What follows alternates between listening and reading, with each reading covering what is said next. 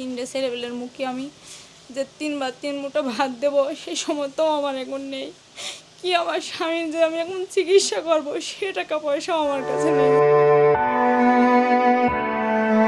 একদিকে 3 সন্তানের ক্ষুধার্ত মুখ, অন্যদিকে মৃত্যুর সঙ্গে লড়াই করা স্বামী। এই দুই বাস্তবতার মাঝখানে দাঁড়িয়ে অসহায় গৃহবধূ শারমিন আক্তারের প্রতিটি দিন যেন এক একটি কঠিন পরীক্ষা। ঝিনাইদহের কালীগঞ্জ উপজেলার পারখালকুলা গ্রামের একটি ছোট্ট ঘরে প্রতিদিন চলছে এক নীরব যুদ্ধ। স্বামীর চিকিৎসার ব্যয় বহন করতে গিয়ে ইতোমধ্যেই শেষ হয়ে গেছে পরিবারের জমিজমা, সঞ্চয় এবং প্রায় সব সহায় সম্বল।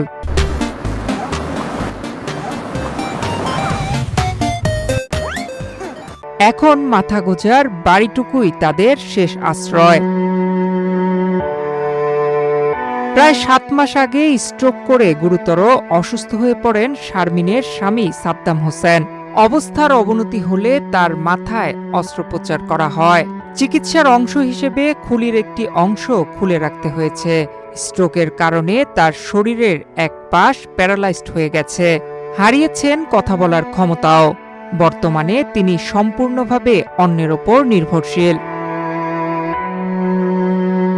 পরিবারের সদস্যরা জানান, চিকিৎসার ব্যয় মেটাতে ইতোমধ্যেই বিক্রি করতে হয়েছে জমিজমা এবং ব্যয় করতে হয়েছে সব সঞ্চিত অর্থ। এখন 12 সদস্যের সংসার চালাতেই হিমশিম খেতে হচ্ছে। পরিবারের একমাত্র উপার্জনক্ষম ব্যক্তি বৃদ্ধ বাবা আমজেদ আলী।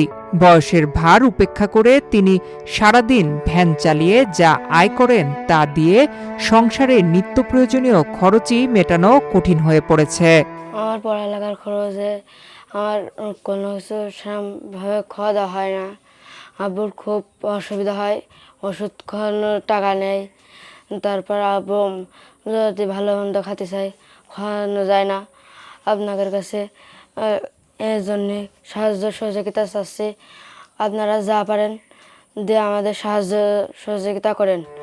চিকিৎসকদের মতে আগামী 7 জুলাই সাদ্দামের মাথায় পুনরায় অস্ত্রোপচার করে খুলির অংশ স্থাপন করতে হবে। এই অস্ত্রোপচারের জন্য প্রয়োজন প্রায় 3 থেকে 4 লাখ টাকা।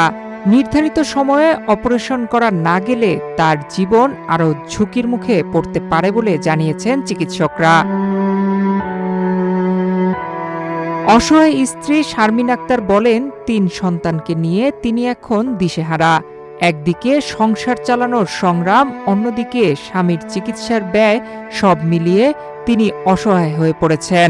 তার অপারেশনের ডেট চলে এসে এখন বলছে যে 7 তারিখের ভিতরে তার ঢাকায় নিয়ে যেতে হবে, কিন্তু আমি যে আর্থিক অবস্থার সমস্যার জন্য আমি তার ঢাকায় নিয়ে যেতে পারছি না, তার চিকিৎসা করাতে পারছি না। এখন আমি আপনারা সবার কাছে আমার অনুরোধ যে আমি যেন আমার 3টে বাচ্চা নিয়ে, আমার স্বামী নিয়ে আমি সারাটা জীবন কাটায় যেতে পারি। আপনারা আমার একটু সাহায্য সহযোগিতা করবেন, আপনাদের সবার কাছে আমার এই অনুরোধটুকু রইল। গ্রামের এই অসহায় পরিবারটির পাশে দাঁড়াতে সমাজের মানবিক ও হৃদয়বান মানুষের প্রতি আহ্বান জানিয়েছেন স্থানীয় বাসিন্দারা। তাদের বিশ্বাস, সবার সামান্য সহযোগিতাই হয়তো সাদ্দাম হোসেনকে নতুন জীবন ফিরে পেতে সহায়তা করতে পারে। নয়ন বিশ্বাস, বাংলাদেশ প্রতিদিন।